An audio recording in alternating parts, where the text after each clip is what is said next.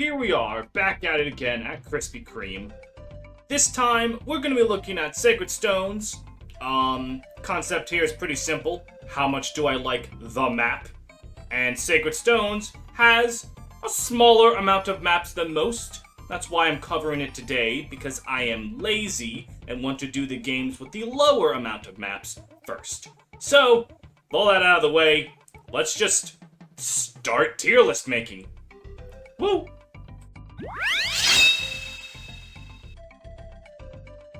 Alright, to start us off with, we've got the Prologue, which may very well be one of the most basic prologues, but that doesn't mean it's one of the worst. So, alright, you've got O'Neal McFuck down here, and, it's just 3 dudes on Neil Shore. That's all it is, and a straightforward shot. Like this, Doga chokes this point right here. Unfortunately, he's not in this game. So, this is very basic, alright? You just attack them. 3 dudes, they come at you, you deal with them. It's not offensive. It doesn't treat you like a fucking idiot like Lynn's tutorial does. It just treats you as someone with no brain whatsoever. No smart, no dumb, just basic. You can kind of use the forest to get a better advantage, but for the most part, this is like C tier. This is a solid C tier map. It's not anything, really. I can't say it's good, I can't say it's bad. There's nothing there. Perfectly existent.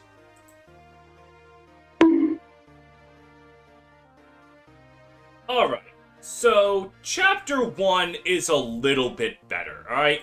You've got Gil and Fran coming up from up here, and they immediately have to deal with a bunch of goons. You know, there's like a goon right there. There's some goons over there. And it's fairly simple, but again, this is the start of the game, and there's a lot of things you can do here. You know, you have the fortresses, the forest to play defensively. You do have reinforcements, so that's something to look out for, even if they're not really that threatening.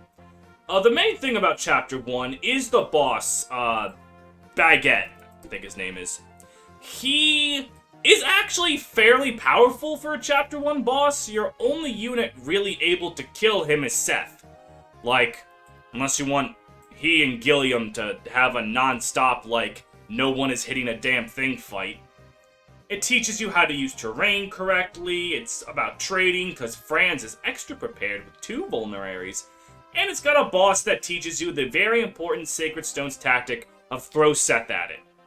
I think it's not bad. I think this map would be really good if the goons that came from the bottom right were threatening.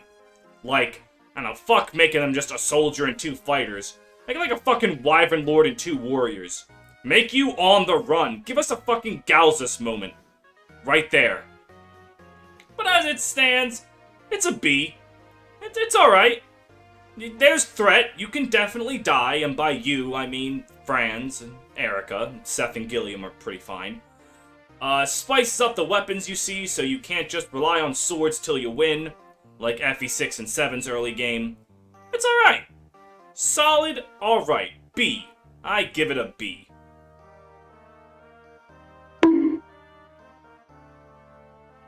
Now this is a map that I actually really like, Chapter 2. What happens, basically, is you have Ross and Garcia over here, and you need to save them. And it actually makes use of rescue more than most maps do, because basically, if you don't have Vanessa rescue Ross and ferry him across, he dies. Like, he's going to fucking die. You don't necessarily have to do it with Garcia, but I would recommend it. And it also teaches you about side objectives, because right here is a fucking elixir. And elixirs are really good. That's a very powerful early game healing item that you can give to Seth because he deserves it. And that village is in decent chance of getting destroyed if you're not playing smart. Now, it also teaches you about reinforcements, because you got two bumblefucks right here. Alright? And these two bumblefucks, what they're gonna do is they're gonna show up, and they're gonna beeline it this way. Presumably to Ross and Mulder, and even Vanessa will probably die to them if she gets hit twice.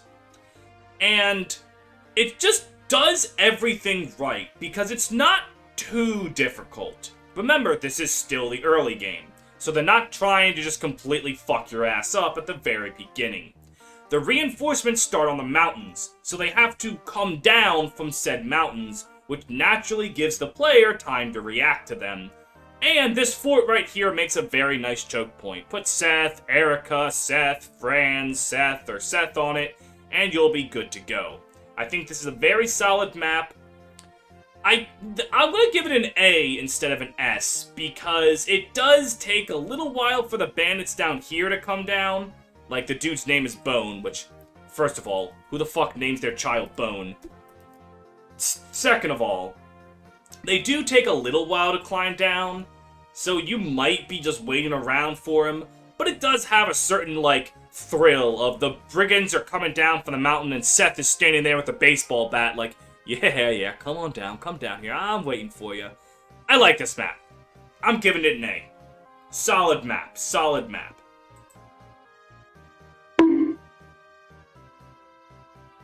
The first indoor map of the game is a solid decent. You have some enemies spread around, and the main thing that this map is teaching you is that arrows can phase through walls. You got Nemi coming up right here. That's another I in her name. You got Nemi right there. You got a dude right there. There's like a dude chilling in the corner here. And you have hatchets and hand axes and arrows, and they materialize through the walls and kill people. It also teaches you about chests, with 4 of them over here. It lets you know that barrels are an impassable terrain, and that they cannot be broken. If I had one complaint with the map, well, okay, I have a few. One, what the fuck's going on down here in the bottom right? Seriously, what is the point of this area? Nothing comes from there. You don't even come from there. Your dudes come from the left. Like, what's going on there? This entire part of the map is just wasted, and it could have been like, I don't know, cavalry reinforcements or like a thief to threaten the goods.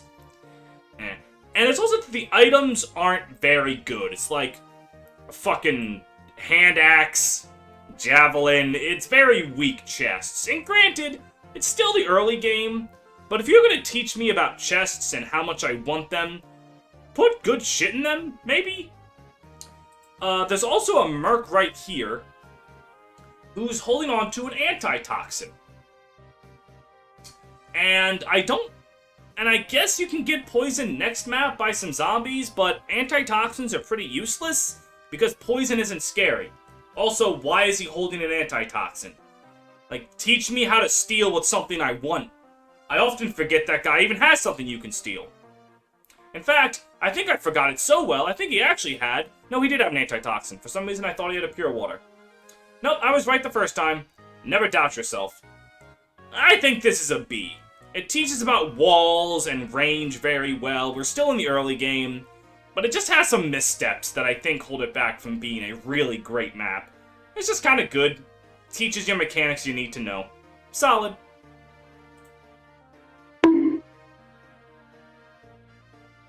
Ah yes, Chapter 4, Ancient Horrors. Now, there are some threatening monsters in Sacred Stones. The goons here aren't one of them. You got, like, some Bone Walkers over here, not to be confused with Bone the Bandit. You got some generic zombies over here. And then you have the eyeballs.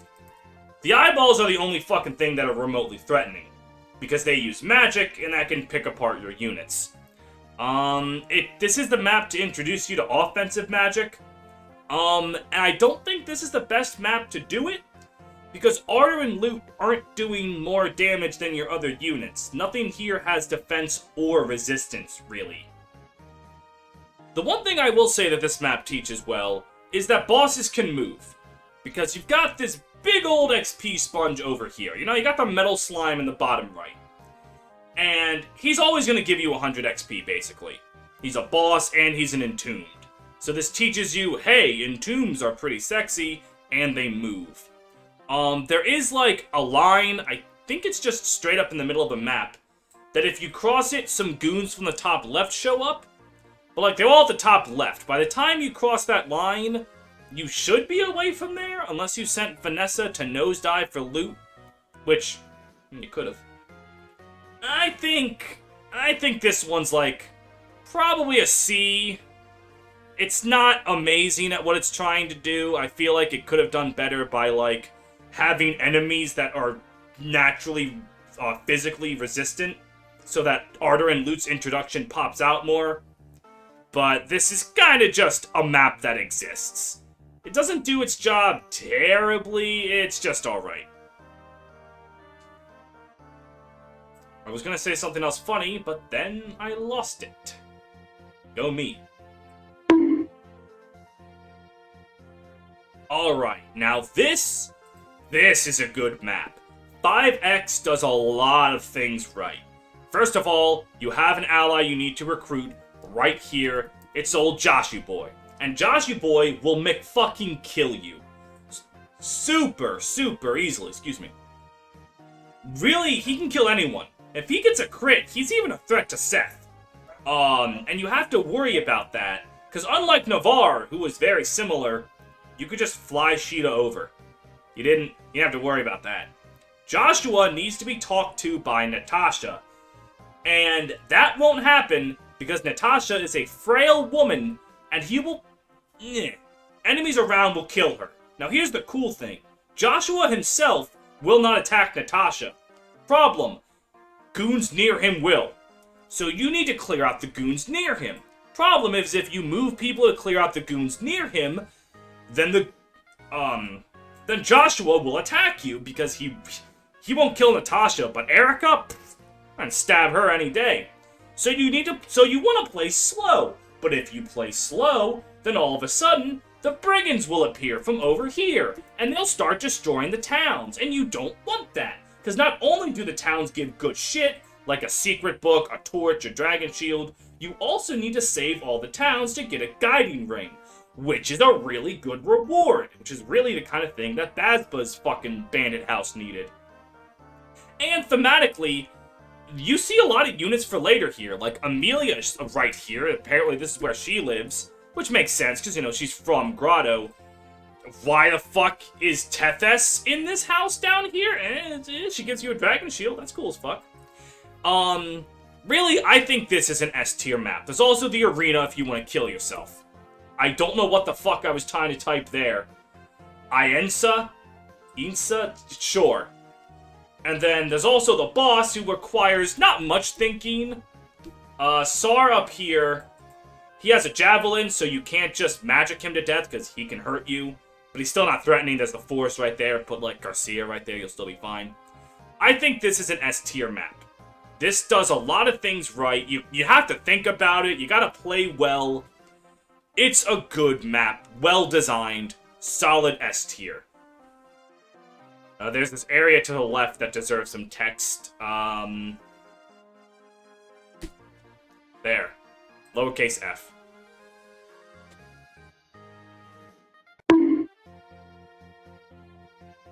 "5X I really like.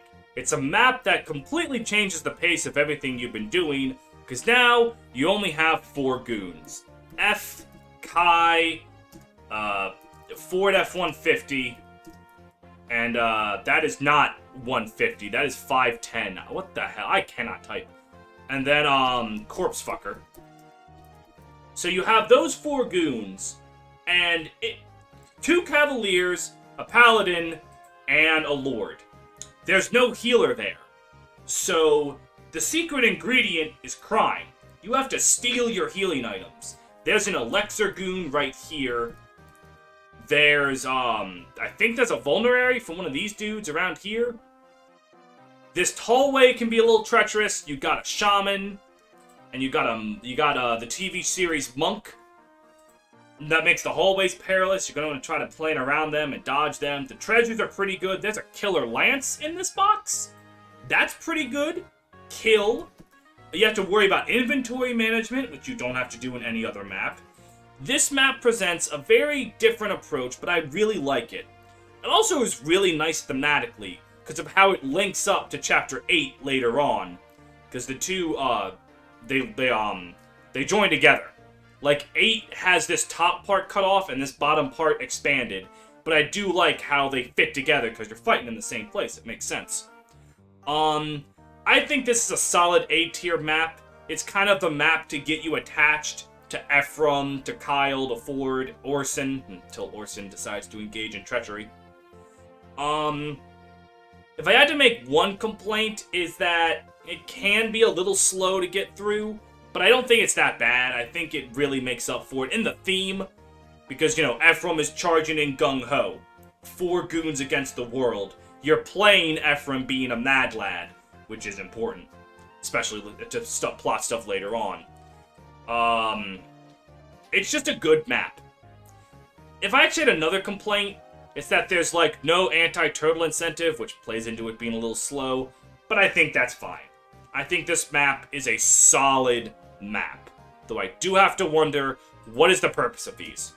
Are these, like, foot baths in the middle of the castle? Why are there 2 of them? What is the purpose here?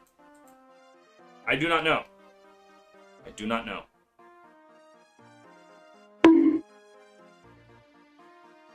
Alright, now Chapter 6. Chapter 6 is a good one. I normally am a defender of most Fog of War maps. This one is no exception. You have Calm, you got a Torch last map. The Fog of War is not that big of a deal. What is that big a deal is that there's a big old Spider-Man Far From Home over here, and he is coming down to kill the innocent Greens.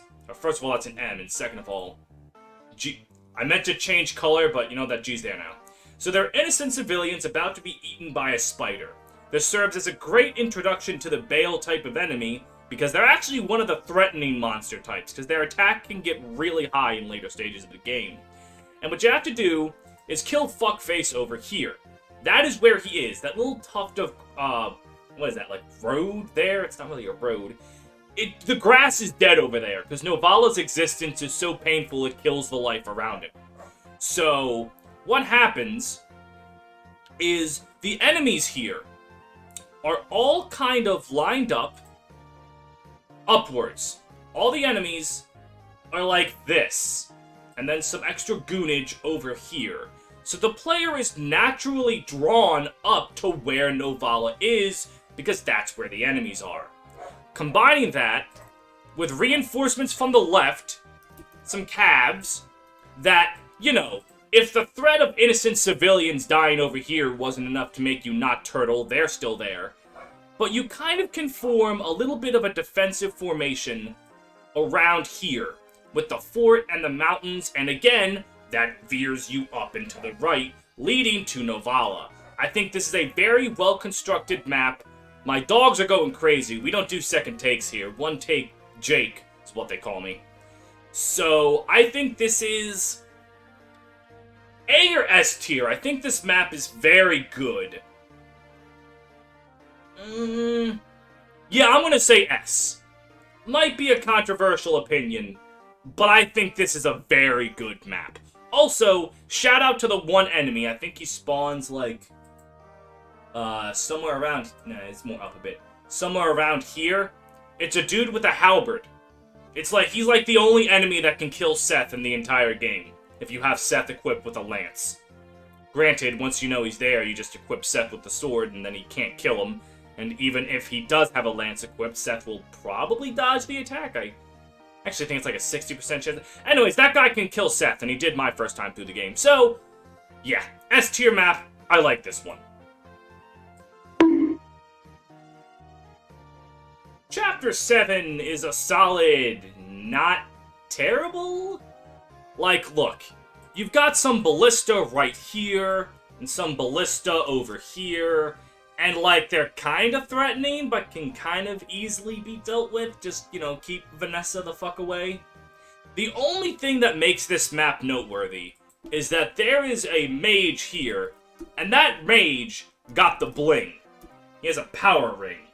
And also, it's unique because you have to steal it. He doesn't drop it when he's killed. Which is something that I think Sacred Stones does nicely, is there's this dude right here, and then there's a dude in the Inez chapter that, like, they have shit to steal. It actually makes Calm kind of worth bringing on a map you would otherwise completely ignore him on. But other than that, it's fairly standard. You just go across, use the terrain to mine the ballista, and you can pretty safely get through it. I get, it's like, it's either a low B or a high C. Orange drink. It's not terrible. Like, the ballista can hurt, like, Ardor or something.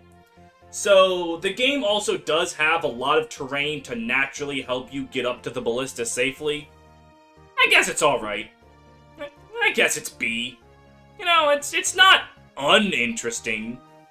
If you made Ross a pirate, he can do some funky shit right here. Ross can do the pirate walk, because, you know, pirates are Jesus Christ, and can walk on water. It's alright. B. B for Ballista. That's the final rating. I really love this map. You know, Admiral Akbar, it's a trap, haha! So, just like before, we got these weird foot bath things that I don't know what they're all about. But the thing here is you're trapped, you're cornered, and you kind of gotta split up and look for clues. There's Route A, which will have you going up through here, fighting a group of armor fucks, and then getting through here. And then there's Ephraim and the boys coming from here that will go up through the Path of Death and then over to here.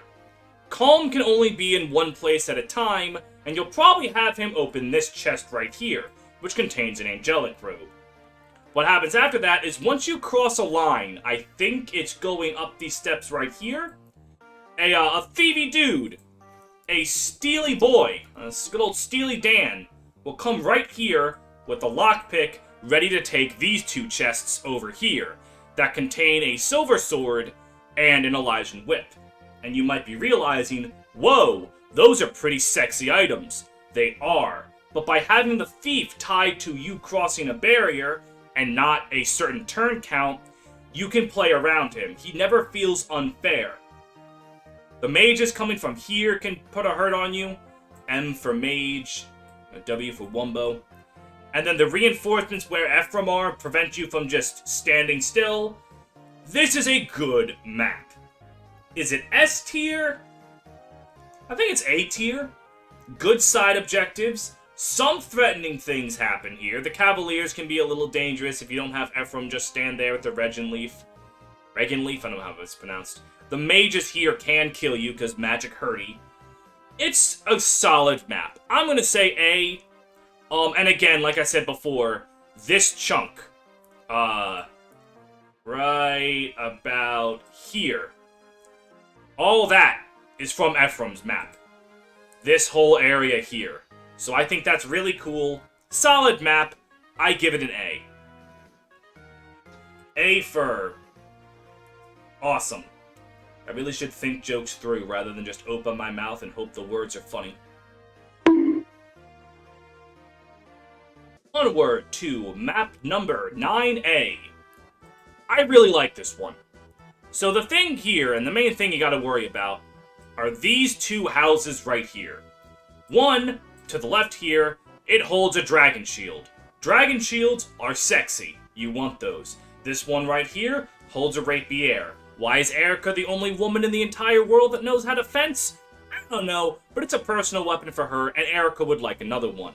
And, to save both, you get an angelic robe for saving both, which makes them pretty worth it to save. Problem is there are some swashbucklers up here, and we got the fucking King K. Rool Kremlin pirates over here. Both of them are immediate threats to the two houses. Now, there are ways to deal with them. If you've made Ross a pirate, send him right there. If you've promoted Vanessa, she can fight with a sword, and you can do that as well.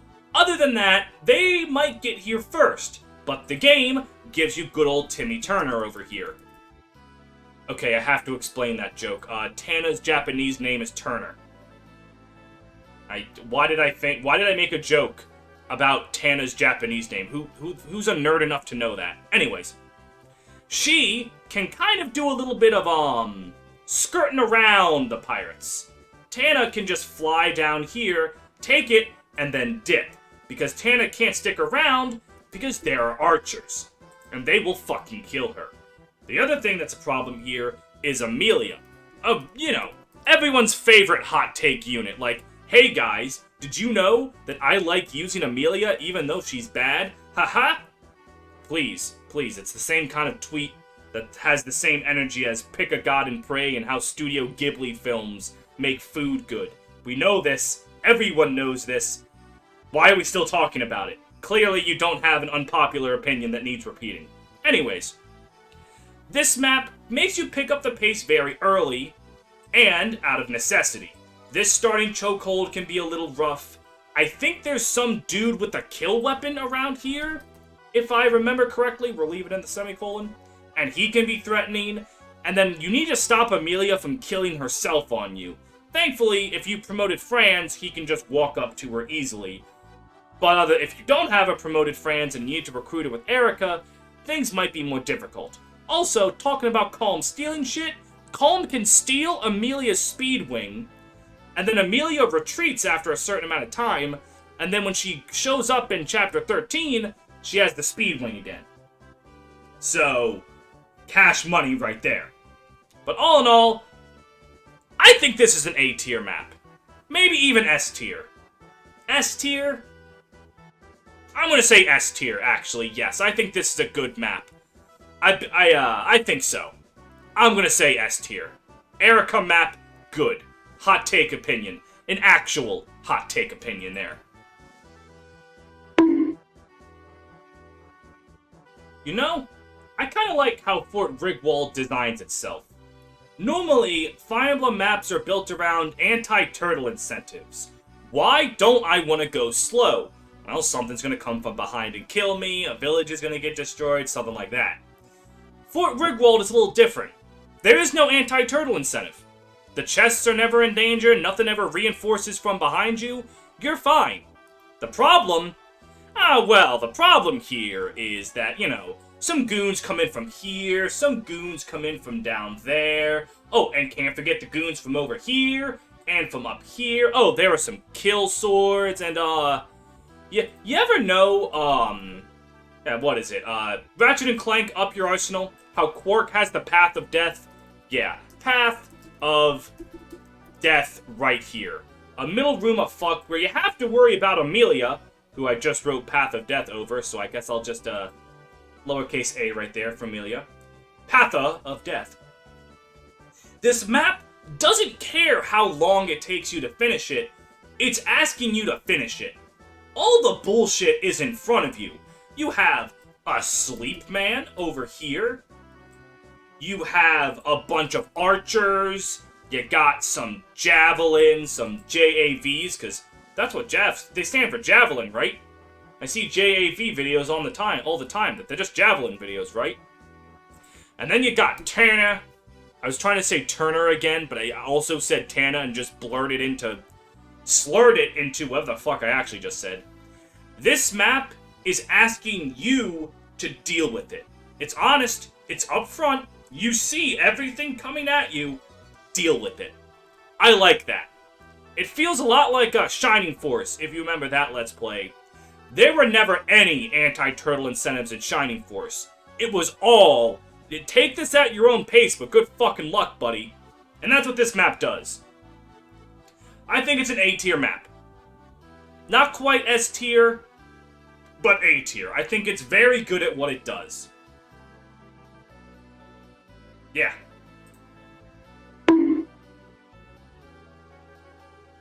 This is probably my favorite map in the game. Spoiler alert, this is S tier. So right out the gate, you have a clear objective. Inez is under fucking attack. He is at this fortress with just a dancer and Garrick to save him. Granted, those are two pretty good things to have. So, you have to get up there to save Inez, and you start from right here. These walls right here, you see these walls? Apparently, they're immune to the concept of flying, because Tana and Vanessa can't just fly over and get there in time. So you have to go around and save him. Problem, there are some goons right here. So that's a problem. There's also a door right here that doesn't show up in Serene's Forest maps, but there's a door there. So this is another map that one of the things I like, where calm is essential. Because right here, there is a red gem that he has to steal. And you're going, oh, is there not money? I don't care about money. I'm rich. There's an arena right here. I can throw Seth at it. Fair. Down here at the bottom left, after you recruit Marissa, which I'll get to in a second, there is Falcon Knight. Why is Falcon Knight important? The Falcon Knight has a talisman that she doesn't drop when she dies. Calm has to steal it. So, it's a map where you want to carry around the thief, and I actually really like that Sacred Stones does this. Also, way down here, there is Marissa, and then also a sleep staff. These are problems. You need to recruit Marissa with Garrick. The sleep guy can be a problem getting there, but there are ways to deal with it. Pure water to make Garrick's resistance high enough that he doesn't give a shit. Fairly easy way. There's also a ballista right here. So Inez can ride that ballista and gun down that priest in the streets of Miami like the criminal fuck that they are. Multiple ways to deal with it. If I had one problem with this map, and why it's like I can understand some scrutiny, if you just fly over here and skip it, you need luck. Because you need to dodge two ballistas. Vanessa will be way down, but it's possible. I don't think it's worth it because there are a lot of good items to get. You still get Inez, Garrick, and Tethys regardless of if you talk to them. Marissa is the one that is not like that. You need to talk to her with Garrick, otherwise she'll just vanish. And the savvy players might go, Marissa is garbage and not worth it anyway, so just fly skip this map. Shut up, people don't play like that. If there's a unit, the people want to recruit the unit. So I don't think that's really a strike against this map. I'm saying this map is S tier. Love this map, probably my favorite in the game. Shout out to Inez, love that character. He will definitely get a character analysis video someday.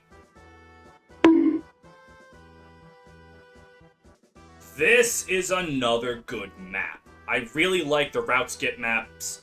They're, route split maps. I think they're very good. This is no exception. This map has a lot of shit to deal with. First of all, you have Dussel down here at the bottom left, and you need to protect him and his green people from all kinds of shit. You got pirates. We'll just leave that. You got boats, and those boats are actually one of the cooler parts of the map. We'll get to that. And you have to cut through a bunch of goons. There's some goons right there, some goons over here, some powerful goons over here. And then there's your boy, Cormag. I'm just gonna leave whatever the fuck was trying to be typed right there. And he's a problem you gotta deal with. You gotta talk to him with Dussel or Tana. This map is great. And what I really like are the secondary objectives.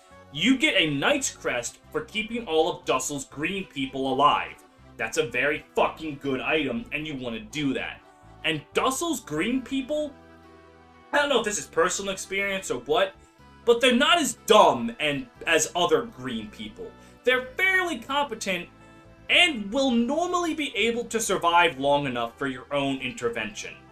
Also, the house right there, Hero Crest. Marissa is there. Why? That's just where Marissa be, don't question her. Up there, Torch. Certainly not an item that plays a role in future events. Why would they give you a torch there? Curious.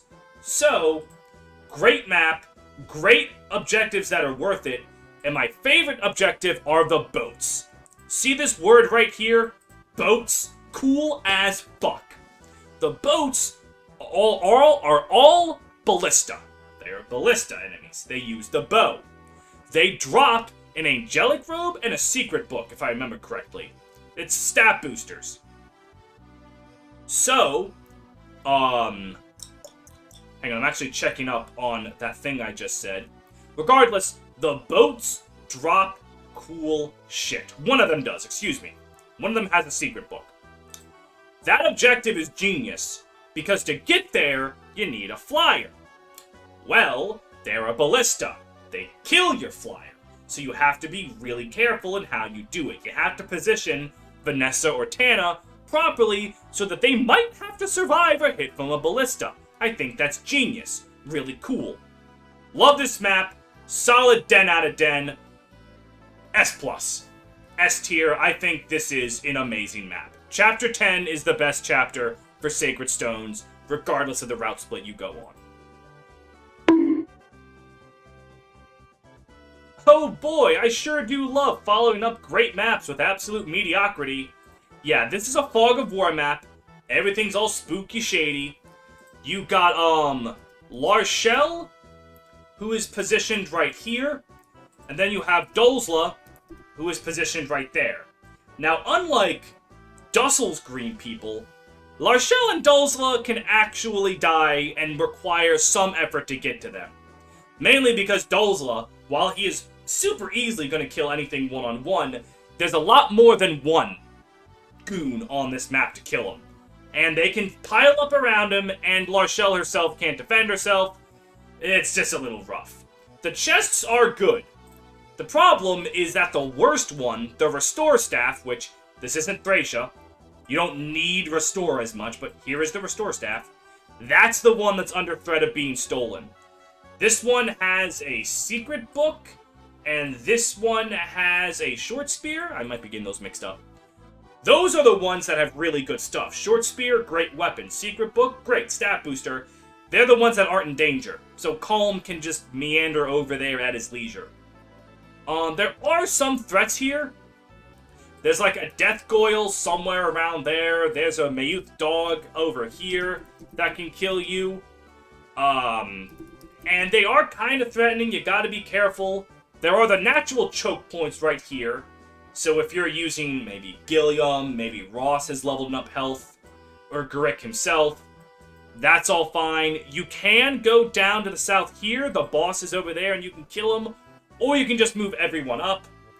It's not terrible. It's like a C. I don't think... It can be kind of annoying getting Dulzla and Larshell to die before you get there, and while the game gives you plenty of tools to deal with the fog, the Mayuth dog's coming out of nowhere and just killing, I don't fucking know, Molder, who's chilling on this pillar, kind of suck. I think this is just a C. Not the greatest map, not the worst map, it's okay.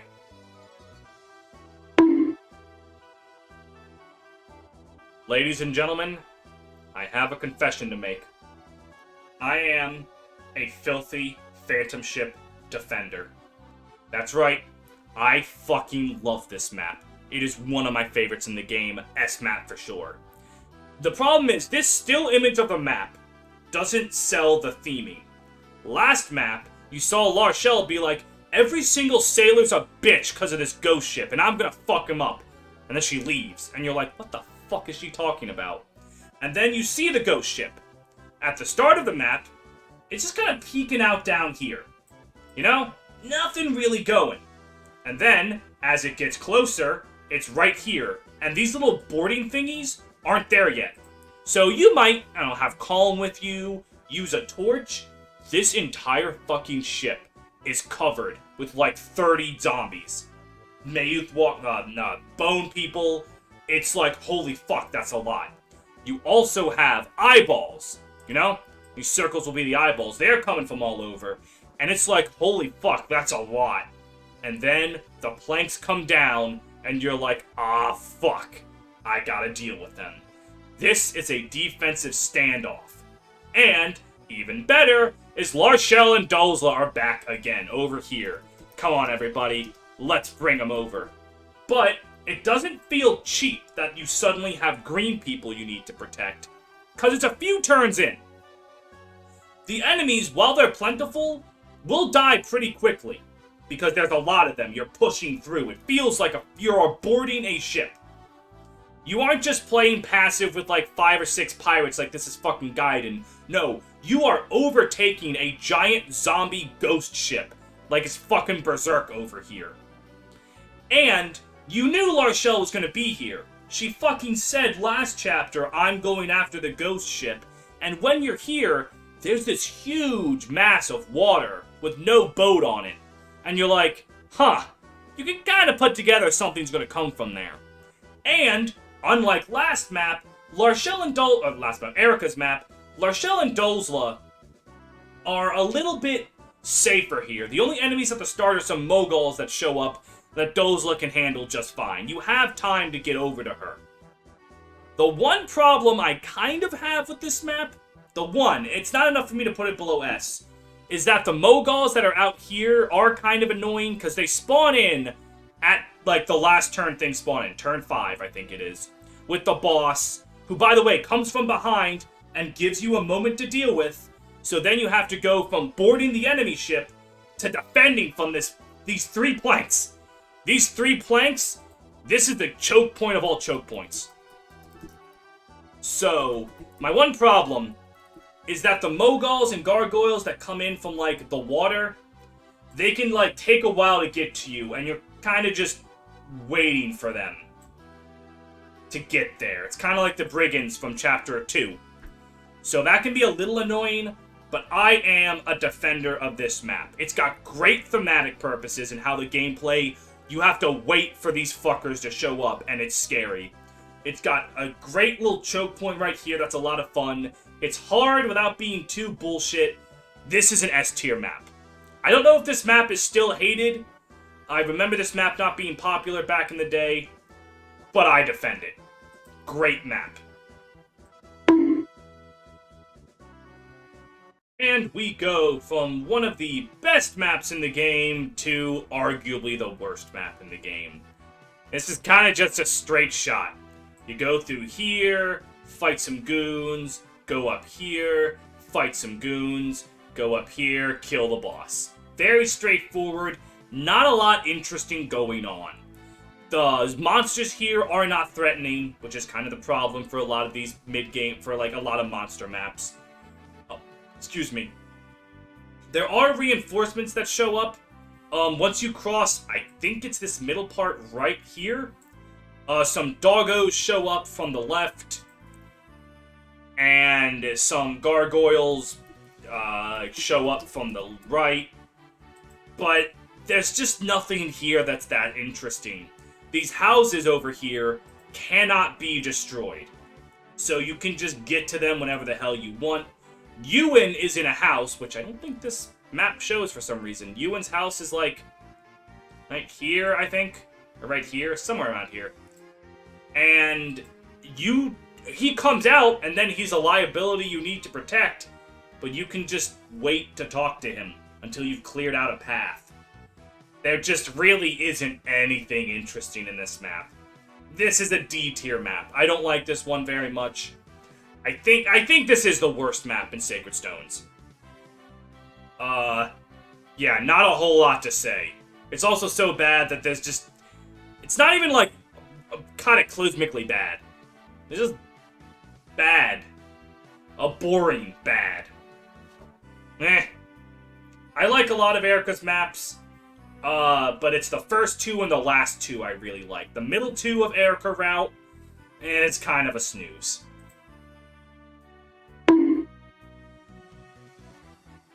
While Erica is dealing with a map that kind of sucks for Chapter 12, Ephraim is dealing with one that's... it's okay. The boss here is a Cyclops, the first appearance of one in the game, and he is... God, I don't even know what the fuck spelling I was going for. I forgot the other C. And also the mispositioned... Whatever, we'll worry about that later. He has a Sword Slayer, which, you know, is a Sword Reaver with extra fuck you built in. Marissa is right here, but you can completely ignore her, because unlike an Erica route, in Ephraim route, if you just clear the map after recruiting Ewan, who is, over here, she'll join you, so you don't gotta worry about her. I mean, the map has some things that are kind of threatening, like, I guess this little section right here can be a little tricky to get attacked from over the ledge right here. I vaguely remember there being an enemy with, like, a powerful weapon over here. Like, I think there's a kill weapon over here or something. It's not that threatening. There's nothing going on over here. This entire left side, there's, like, nothing. There's, like, Ewan's village is never going to be attacked. There are no brigands or anything to destroy it. So, he's fine. I think over here has, like, an item. This little pirate ship over here. Not pirate ship, it's just a ship. But it's not... It's not terrible. It's alright to get through. But I think this is definitely the lowest point on Ephraim's maps. I think it's a C tier, though. Ephraim's lowest tier is C. I think this is the worst Ephraim route map to accompany Erica's having her worst map. But I don't think it's as bad. I think it's a solid C. It's okay.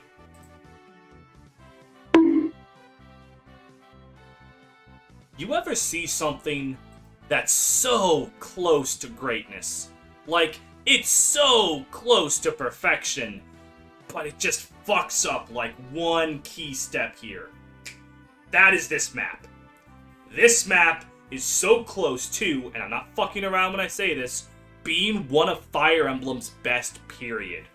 But it makes one fatal misstep. So, how does this map work? So, you guys, your starting dudes, are positioned in the middle. Not to the left, in the middle. This is the fuck zone. Because there are all kinds of shit. You've got pre-promotes over here, ready to ride in and fuck you. You've got some ballista here and here. So your mages, Tethys, they are immediately not safe. You have some goons from behind that are coming in, so you can't just play it safe. This is a tough map to get through. And then the boss, good old Ias, who has the audacity to have 3 vowels back to back to back. Right there, ready to fight you. You've got reinforcements from the bottom right here. There's a lot fighting you. And just when you think, oh, okay, I can just break through here, after a while, from the west comes good old fucking Pablo, out here ready to kill you again, because somehow he didn't die in Inez's introduction chapter.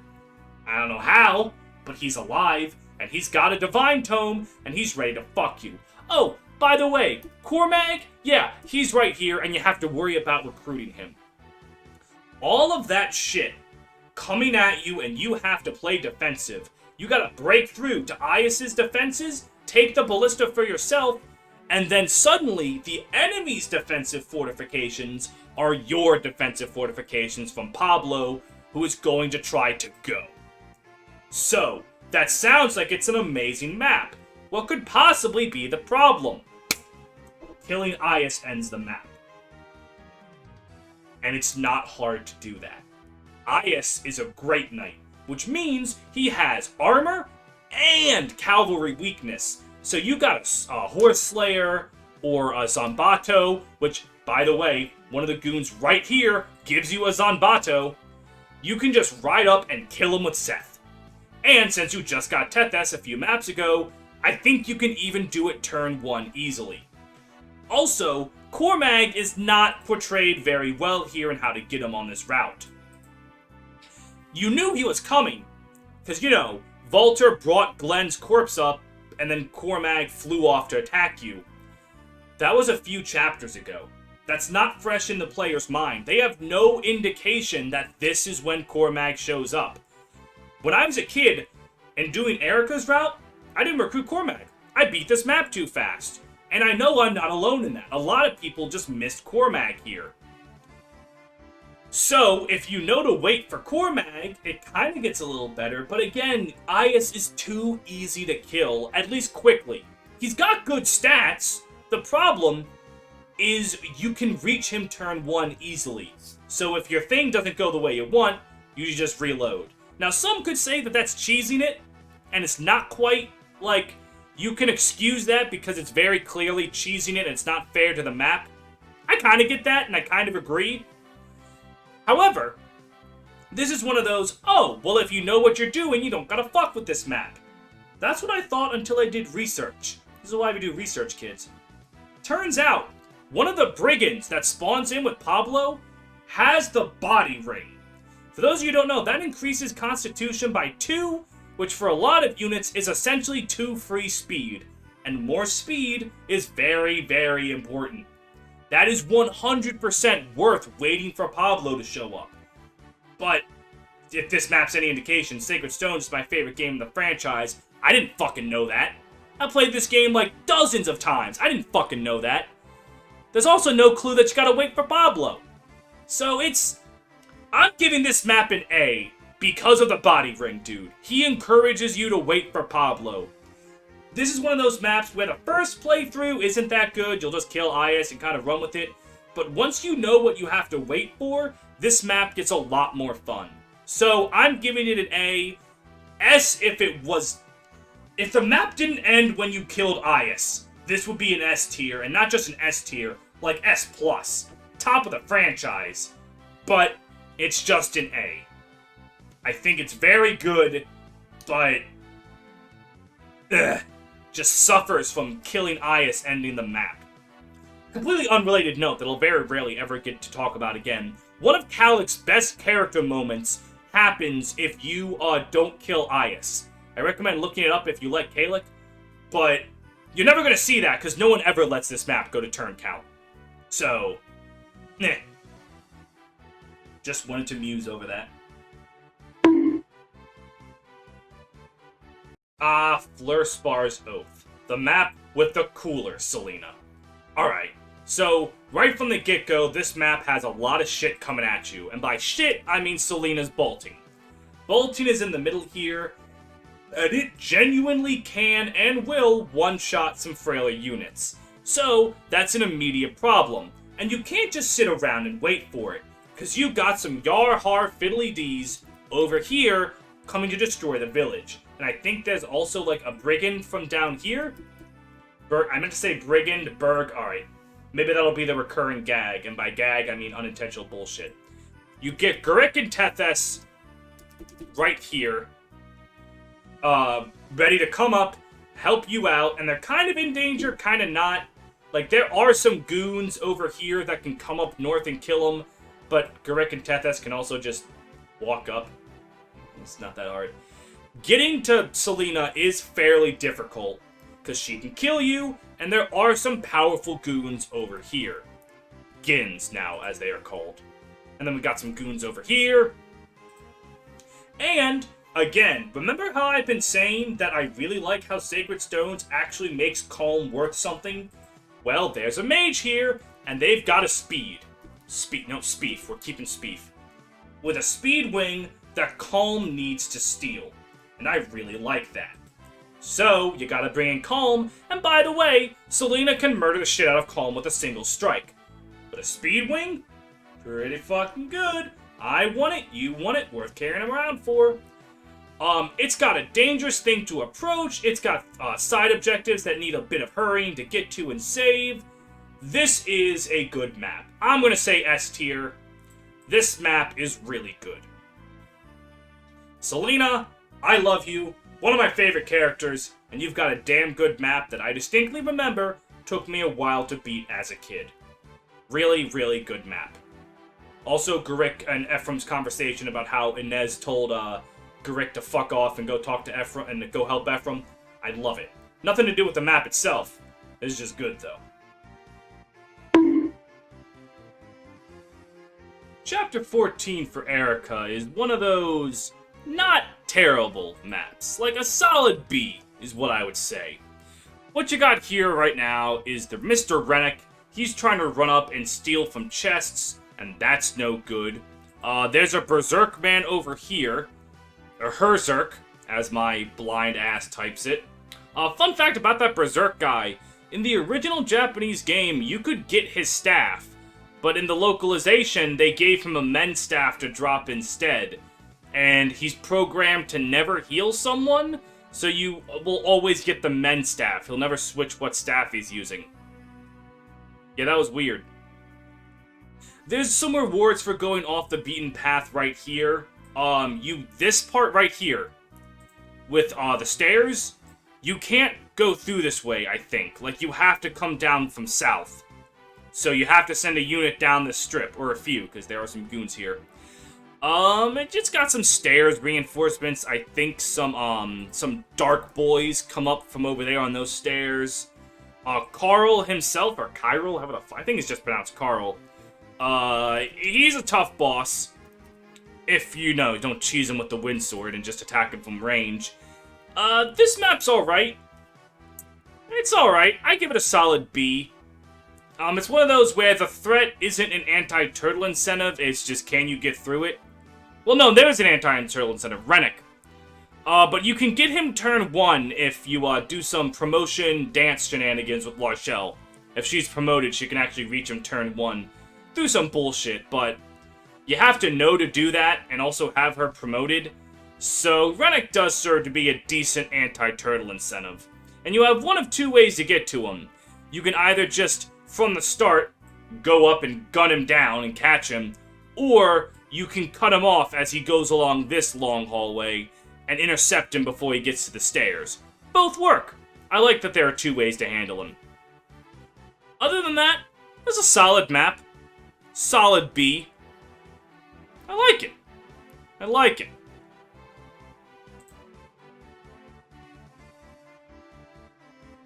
However, Ephraim's version of his final pre-route split map is damn good. It's an A or S tier.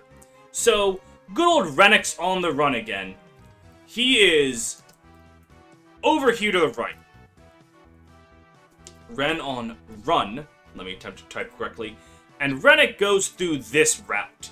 He goes up to this chest, and he goes through here, up to this chest. Oh, that's the stairs. Up to this chest, and then he leaves. And it is actually decently challenging to get up to Rennick, because there are some staff users here. There's a silence user, like around there, and a berserk user right there. So you need to carry around a restore staff, because it's pretty important for this map. Because, fun fact, if the druid right here silences Larchelle or Ephraim, even though I don't think they would ever target Ephraim, they can't talk to Rennick, because they're silenced. So, now you can box Rennick off, because this is just 2 tiles wide. There's a little gap right here.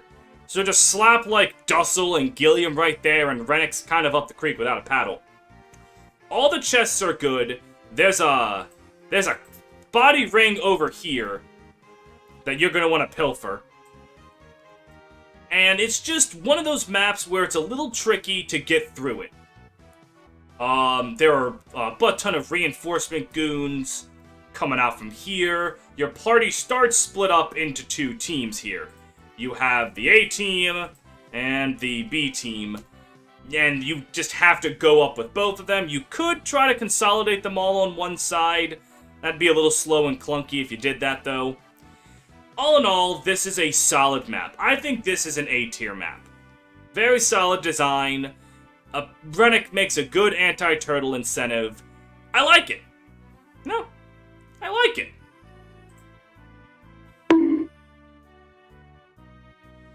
Ladies and gentlemen, this is how you make a desert map. Scorched Sand is another fantastic chapter. And it's another chapter where there is no anti-turtle incentive. It's good fucking luck surviving everything is your incentive to win. You have Kalik and his goons up here.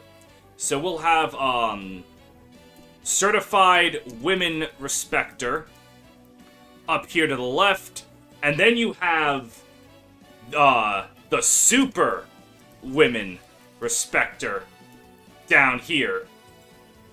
And their forces are decently powerful. You have, flyer spam up here to the left. You have some reinforcement goons down here to the right. You've got some treasure here. It's just a map where there's a fuck ton. There's a whole bunch of goonage going on right here. With physic users, paladins, wyvern riders, all coming at you. There are reinforcements that come up here that are some swordy boys. Pegasus Knights up here because that was necessary. It's a very, very good map. It can be very difficult for people that aren't, like, good at the game. This one definitely fudged me up a lot as a kid. And even now, it has its fair share of challenges. This is just an honest map. It's not asking you to go fast. It's just asking you to beat it. And that can be pretty challenging. Plus, it's thematically very good for Erica's route, because she was just forced out of the palace. She is stranded, alone, and there's just an overwhelming force against her. And you feel it. Very good theming, very good map. This is S tier for sure. Solid 10 out of 10. Love me some Scorched Sand. But, rip these two villages over here. We will never know what dialogue they had to say. Oh, I was about to say something, I never remembered. This map, and I don't see a lot of people talk about this, this map has a lot of conversations, like, that I don't see documented very many places. Because on Ephraim route, Ewan can talk to Saleh, Tana can talk to Inez, and then flip-flop, Kyle and Ford can talk to Ephraim. I don't think anyone can talk to Dussel or Noel, though. Maybe Cormag and Dussel, I should see that. But I don't see them documented very many places. I'll have to find them sometime. Anyways, on to the next map. This map is like Chapter 14 for both routes, but slightly less. You know, it's got the same thing. There are a lot of goodies up here. There's gonna be a pickpocket thief over here that wants to take them, so you gotta hurry so you don't lose out on the goodies. And there are some threatening units. You've got some ranged fucker stave users over here, or tome users, siege tome users. So you got ranged fuckers over there. You got a warrior down here. You got reinforcements that come up from, like, over here that can definitely... Well, I was trying to type. That can definitely, fuck you over. It's not terrible, mostly, once you actually get to the fucking map. See... Where is it? You start either over here or over here. God damn, starting over here sucks. I think it's Ephraim that starts over there. And then Erica has it a little better. This long hallway to get to this point, kinda boring. Once you get to this point, you gotta divvy up to go over here and up here. And Luna druids are somewhere. I think they come from over here. Maybe they come from, like, over here. I don't quite remember. They're threatening. They're spooky. It's just getting to this middle point is kind of boring. There just aren't that many things that are a threat to you. Once you get here, I think the map's fun. It's just kind of a slog up until that point. So unlike 14, which I gave A, I'm going to give this one a B. It's not bad at all. It's just that opening slog is a little too slog-like for me to really justify it. Erica and Ephraim's Homecoming, solid okay. The River of Regrets. I regret that it's colored in piss. Seriously, why is this just a piss river? Anyways, this is your first fight against Leon. Who is just, he's just chilling there. He'll get a butt ton of druids in front of him constantly, which makes approaching him a little difficult. Not impossible, but it can be a little tough. You have innocents over here that need to be protected for the rescue staff, which is pretty nice. You have your last unit in the game, Serene. Okay, solid. So you might be asking yourself, what is stopping me from just starting here and going and killing Leon? There is one goon, and he is located up here. He is a berserker. His love for you is like a truck. God damn, that's a reference I'm not sure any of you will get. Berserker, as I have incorrectly typed. He has a dragon shield that needs to be stolen. So again, it's not as easy as just walking up, taking a small detour and killing him, and going. You gotta get Kalmar Rennick up there. Not much more difficult, but it is something to worry about. I think there's like a girl with an elixir around here if you really want to steal it, and some items. So, it's not bad. These guys over here, there's like a Valkyrie and some flyer bros. They'll come up and they will come down here and assault your butthole. And to protect your butthole, you gotta leave units behind at this little snag choke point. So, that's something to do. You gotta worry about the innocents because of the aforementioned druids. There's some sages right here. I've had a problem with this map. It's that, like, what the fuck's the point of over here? I mean, I guess they try to funnel through here, but they are much slower than just the Valkyries and the stuff from the left. So, like, and then it can also come up, like this, I guess, but then the druids are right there. It's just another problem, but I don't really think it's that much of a problem. I think they're kind of positioned weird. I think one of them drops a weapon that you want to go over there for, so I guess that's something. This one's probably a B. Maybe high end of B. This is a good map, good challenge, good things to stick around for. Solid map. Why the fuck is the river colored in piss? Did no one think about that? This map is one of my favorites in any GBA game. It's one of the most clever maps in Fire Emblem in general. So the gimmick of Chapter 18 is there are a bunch of Gorgon eggs lying around. These circles indicate a fuck ton of eggs. Now the eggs are very easy to kill. They give you 50 XP a pop, which is just great because all your units are promoted and their XP gains haven't been very good. And it's just great XP for free. Here's the thing though. If you don't hurry, if you don't play up and let those Gorgon eggs hatch, you're in for a rough time. Cause the motherfucking Gorgonzolas up here are one of the threatening monsters in Sacred Stones. Their magic attack is very high. Their spells do a lot of damage. And they can stone you. And I'm sorry if you're like Shaggy from Scooby-Doo and you like the Mary Jane, but getting stoned sucks.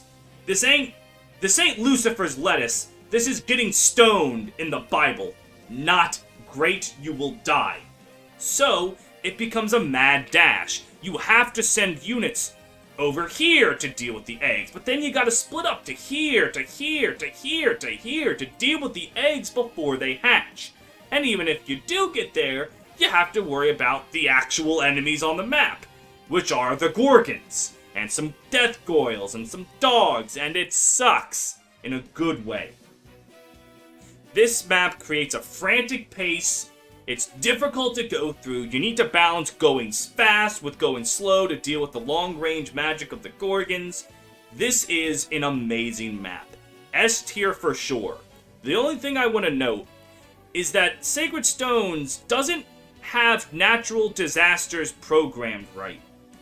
These fire tiles over here that I'm highlighting with the circle, they're natural. It's the volcano around you erupting and hurting you. The game treats them as a trap tile, which means thieves can deactivate them.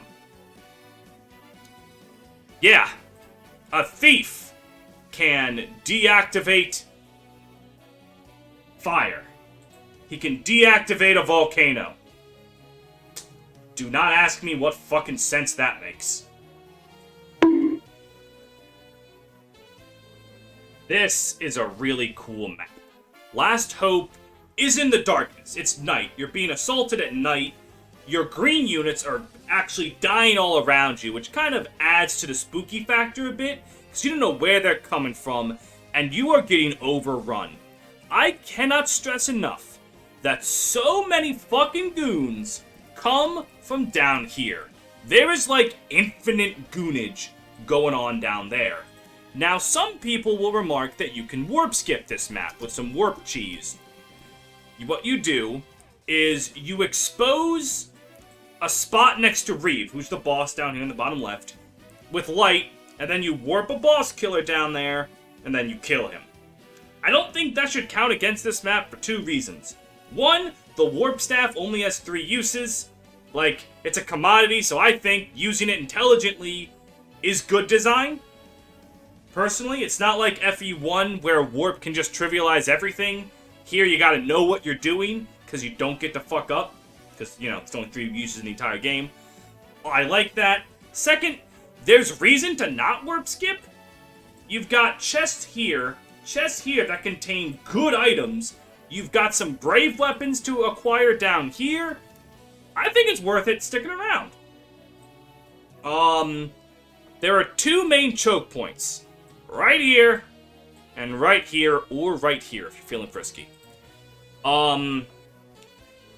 This creates a very frantic pace, because I need to stress enough. So, SAO much shit. There's a lot of enemies on this map that are coming at you at all times.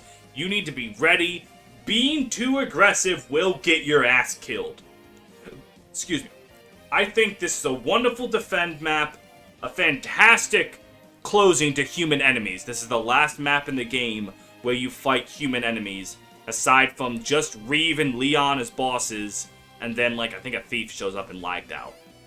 So, it's tough, it's intense, thematically, it's wonderful, S tier. I really like this map, I think it's great, and even though I warp skipped it as a gag in my Japanese-only Sacred Stones run, I think it's worth sticking around and toughing it out. It's a very fun map.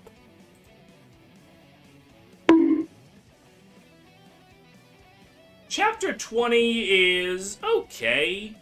The idea here is fine. You start over here, and you need to make the arduous trek over the whole thing, and then fight the zombie dragon. And first of all, the zombie dragon is pretty damn powerful. It is another one of those actually threatening monsters. And first of all, it's a zombie dragon. That's cool as fuck.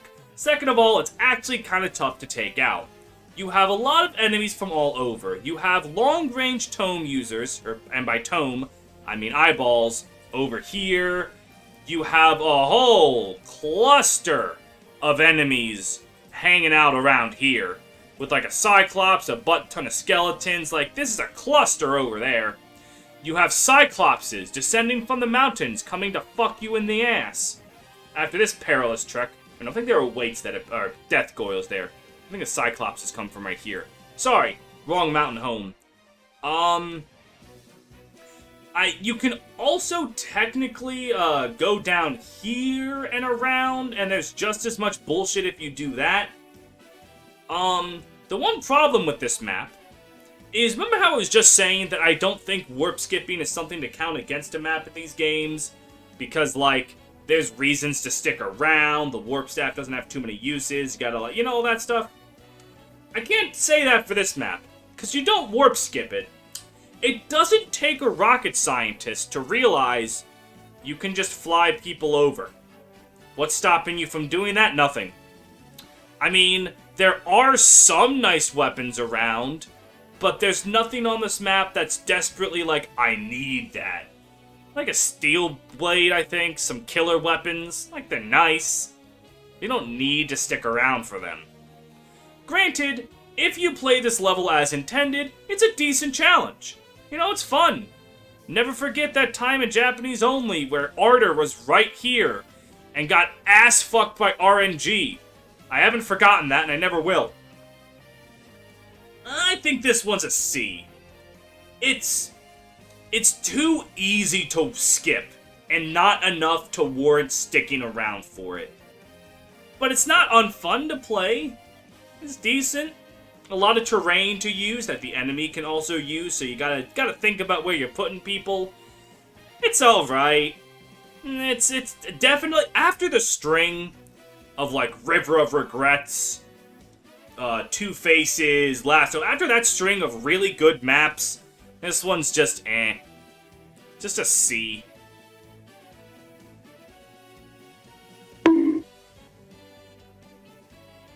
Here we are. The final map. And it's alright. It's alright.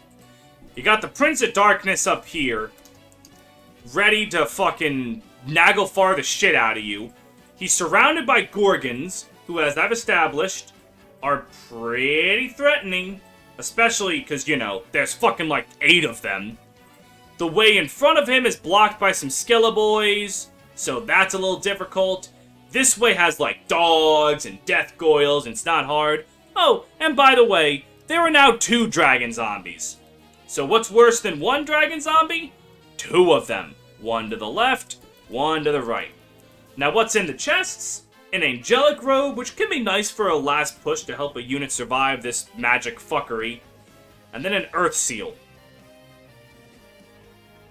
I don't understand. Fire Emblem 7 gave you a Master Seal on the semi-final map. This one on the final. Like, who needs that? Really? I guess Creature Campaign. I guess it kind of makes more sense here. Kind of. Yet another map with no anti-turtle incentives. Instead, they're asking you to deal with 2 dragon zombies. Some might find that really difficult. I think this map...